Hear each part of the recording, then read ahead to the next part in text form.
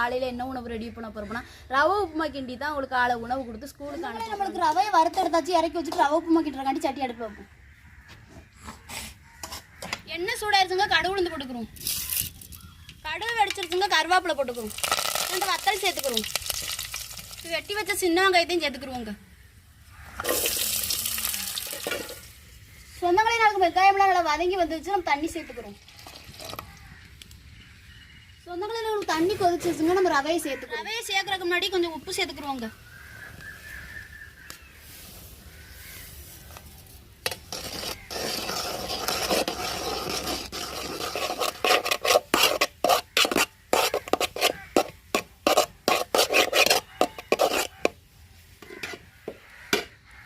சொந்தங்களே நம்ம எளிமையான முறையில் நம்ம ஊர் ஸ்டைலில் ரவை உப்புமா கிண்டி